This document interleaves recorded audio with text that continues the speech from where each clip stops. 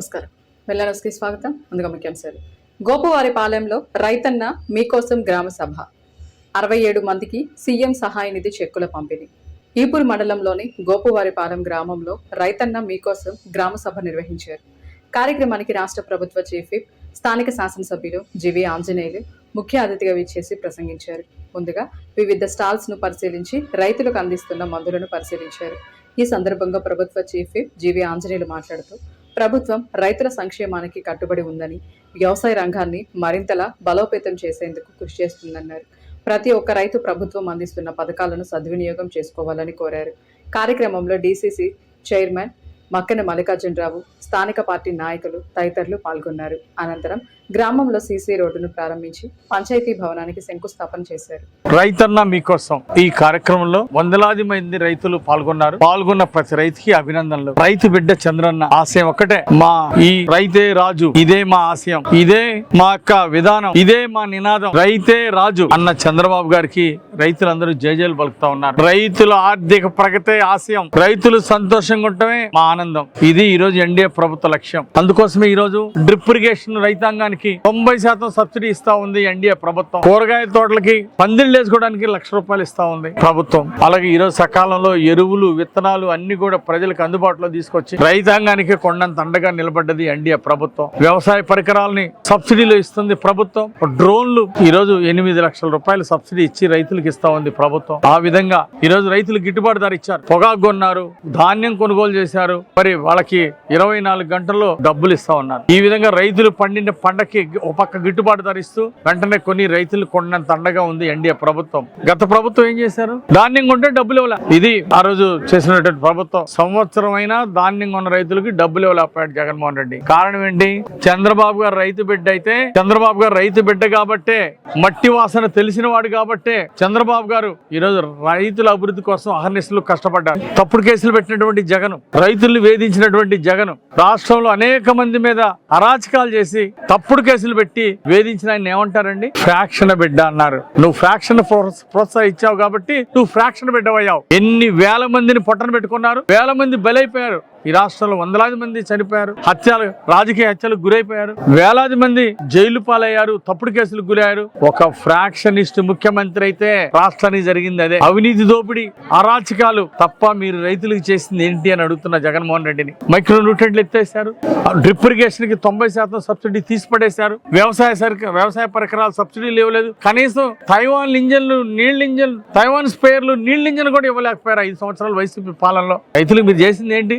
ఆత్మహత్యలు, రైతుల ఆత్మహత్యలు దేశంలో నంబర్ 1, నంబర్ 2 వచ్చింది. ఆత్మహత్యల్లో నంబర్ 2 వచ్చింది. ఇంకా తప్ప మీరు సాధించిన ఉందా? అంటే ఫ్రాక్షన్ బిడ్డ, అరాచకాలు, దోపిడీ, అవినీతికి పరిమితం అయిపోయాడు. రైతులకి ఏ రోజు వరగబెట్టింది లేదు. రైతులకి తీరని ద్రోహం చేశాడు జగన్మోహన్ రెడ్డి. ఆ బ్లూ మీడియా ఉంది, అదన్నా పాంప్లెట్, అదన్నా వాళ్ళ యొక్క సొంత పాంప్లెట్. బ్లూ మీడియా వారు చేసినటువంటి దుష్ప్రచారం ఫలితం ఏంటి? 5 ఏళ్లు దుష్ప్రచారం చేశారు, తప్పుడు ప్రచారాలు చేశారు. 151 సీట్ల నుండి 11 సీట్లకు వచ్చారు. ఇది ప్రజలు మీకు ఇచ్చిన బహుమతి. తప్పుడు ప్రచారాలు ప్రజలను ఎప్పుడు విశ్వసించరు. ఈరోజు చంద్రబాబు గారి మీద ఎన్ని తప్పుడు కేసులు పెట్టారు? 53 రోజులు జైల్లో ఉంచారు, అనేక తప్పుడు కేసులు పెట్టారు. అర్ధరాత్రి FIR కూడా లేకుండా చంద్రబాబు నాయుడు గారిని అరెస్ట్ చేశారు. ఈరోజు నిజం గెలిచింది. ఈరోజు నిజం గెలిచింది. ప్రజలందరూ సంతోషపడుతున్నారు. ఈరోజు ఎక్సైజ్ కేసులో ఆ రోజు వైసీపీ పాలనలో చంద్రబాబు నాయుడు గారి మీద పెట్టినటువంటి ఎక్సైజ్ కేసు కొట్టేశారు.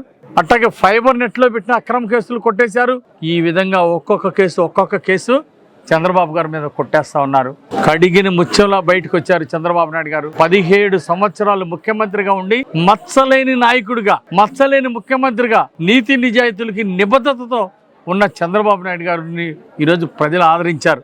వెనుకొండ పట్టణంలో ప్రసిద్ధిగాంచిన ప్రముఖ పుణ్యక్షేత్రమైన శ్రీ గుంటి ఆంజనేయ వారి దేవస్థానం నందు హనుమత్ వ్రతములు మార్గశిర త్రయోదశి సందర్భంగా నిర్వహించడం జరిగిందని ఆలయ చైర్మన్ చిలంకూరి కోటేశ్వరరావు తెలియజేశారు.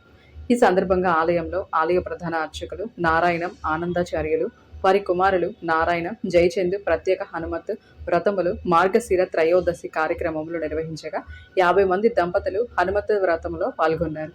వ్రతాల అనంతరం శ్రీ గుంటి ఆంజనేయ స్వామి దేవస్థానంలో 750 మంది భక్తులను అన్నదాన కార్యక్రమం నిర్వహించడం జరిగిందని చైర్మన్ చిలంకూరి కోటేశ్వరరావు తెలియజేశారు. శ్రీరాఘవం దశరథాత్మజమప్రమేయం సీతాపతిం రఘుకులాన్నవే రత్నదీపం ఆజానుబాహుం అరవింద దళాయదాక్షం రామం నిశాచర వినాశకరం నమామి.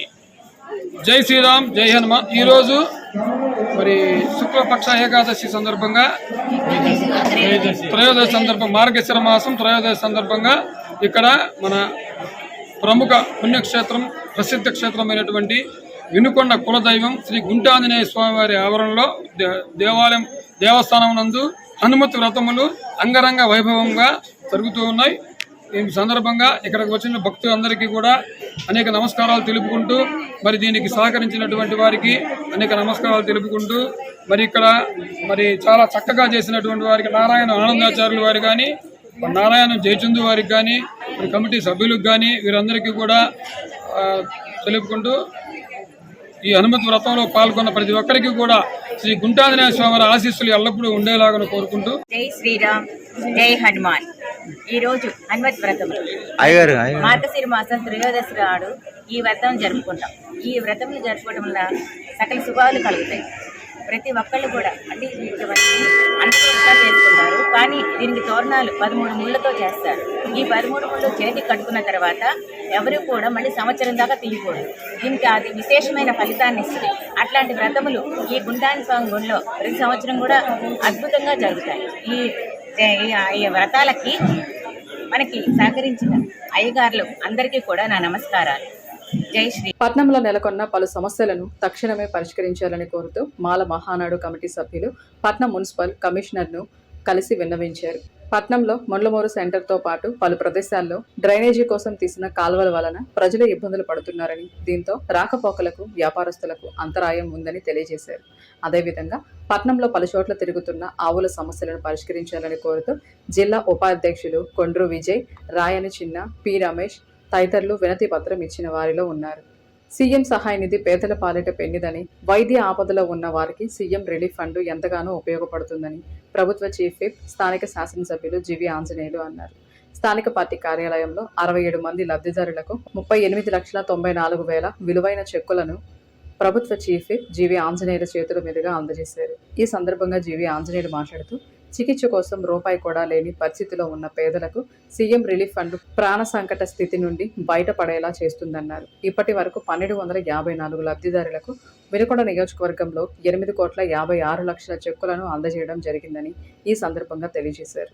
ముఖ్యంగా ఈ రోజు చంద్రబాబు గారి సహకారంతో ఆపదలో ఉన్న వాళ్ళకి హాస్పిటల్లో వైద్యం తీసుకుంటూ అనారోగ్యంతో బాధపడే వాళ్ళకి ఈ సీఎం రిలీఫ్ ఫండ్ ఎంతో ఆదుకుంటా ఉంది. గత ప్రభుత్వం 5 సంవత్సరాల్లో 700 కోట్లు ఖర్చు పెడితే ఈ రోజు ఎన్డీఏ ప్రభుత్వం చంద్రబాబు గారు ముఖ్యమంత్రిగా 18 నెలల్లోనే 700 కోట్లు ఈ రోజు ప్రజలకు అందించడం జరిగింది. గత ప్రభుత్వం 5 సంవత్సరాల్లో చేసింది సీఎం రిలీఫ్ ఫండ్ అందించింది. ఈ రోజు మన ప్రభుత్వం 18 నెలల్లోనే అంతకంటే ఎక్కువ ఇచ్చింది. ఇంకా రానున్న కాలంలో కూడా ఇంకా లక్షలాది మందికి ఈ సీఎం రిలీఫ్ ఫండ్ ద్వారా రాష్ట్రంలో సహాయం అందించడం జరుగుతుంది. మన వినుకొండ నియోజకవర్గంలో ఇప్పటిదాకా 1187 మందికి ఈ సీఎం రిలీఫ్ ఫండ్ సహాయం అందించారు. అట్లాగే 8,17,25,000 రూపాయలు అందించడం జరిగింది సీఎం రిలీఫ్ ఫండ్ ద్వారా. అట్లాగే ఈ రోజు మొత్తం 67 మందికి ఇస్తున్నాం. 38,94,000 రూపాయలు ఈ రోజు సీఎం రిలీఫ్ ఫండ్ అందజేస్తున్నాం. ఈ రోజు సో ఇప్పటిదాకా మొత్తం ఈ రోజు ఇచ్చిన వారితో కలిపితే 1,254 మందికి సీఎం రిలీఫ్ ఫండ్ అందజేయడం, 8,56,00,000 ఈ రోజు సీఎం రిలీఫ్ ఫండ్ రూపంలో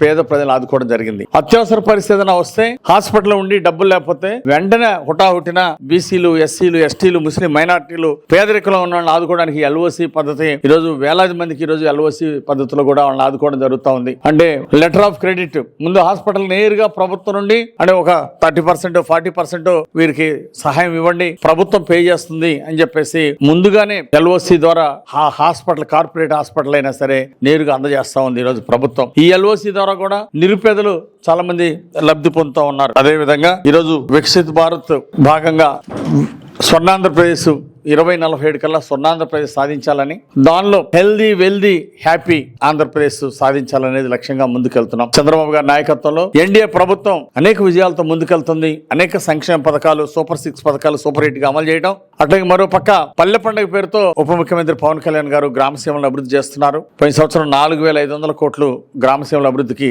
గత సంవత్సరం కేటాయించడం జరిగింది. అట్లాగే లోకేష్ గారు విద్యాశాఖ మంత్రి గారు ఆయన ప్రత్యేకంగా శ్రద్ధ తీసుకుని 16,300 6,347 టీచర్ ఉద్యోగాలని నియామకం చేసి ప్రతి స్కూల్లో పూర్తి స్థాయిలో టీచర్స్ ని ఇవ్వడం జరిగింది. పీఈటీ టీచర్లు కూడా నియామకం చేశారు. ఈ విధంగా గత ప్రభుత్వంలో 5 ఏళ్లలో ఒక్క టీచర్ ఉద్యోగం నియామకం చేయలేకపోతే ప్రభుత్వ పాఠశాలలో పిల్లలు ఇబ్బంది పడతా ఉంటే, తల్లిదండ్రులు బాధపడతా ఉంటే, ఈ రోజు ఎన్డీఏ ప్రభుత్వం వచ్చినాక నారా లోకేష్ గారు 16,347 ఉద్యోగాల నియామకాలను, టీచర్ నియామకాలను పూర్తి చేసి ఈ రోజు ప్రతి బడిని ఒక ఆదర్శంగా తీర్చిదిద్దుతున్నారు. ఎడ్యుకేషన్ లో సమూలమైన మార్పులు తీసుకొస్తున్నారు. నాణ్యతా ప్రమాణాలు పెంచుతూ బెస్ట్ ఎడ్యుకేషన్ ఇస్తూ భవిష్యత్తులో ఆంధ్రప్రదేశ్ విద్యార్థులు ఐఏఎస్లు, ఐపీఎస్లు సాధించే విధంగా, త్రిబుల్ ఐటీలు సాధించే విధంగా, అట్లాగే నాలెడ్జ్లో ప్రపంచంలోనే మిన్నగా ఉండే విధంగా ఈరోజు విద్యార్థులను తీర్చిదిద్దడానికి సిలబస్లో కొన్ని మార్పులు, అట్లాగే కొన్ని సంస్కరణలు, విద్యాలయాల్లో కొన్ని సంస్కరణలు తీసుకొస్తున్నారు నారా లోకేష్ బాబు గారు. దీనివల్ల భావితరాలకు ఎంతో ప్రయోజనం. ఈ సందర్భంగా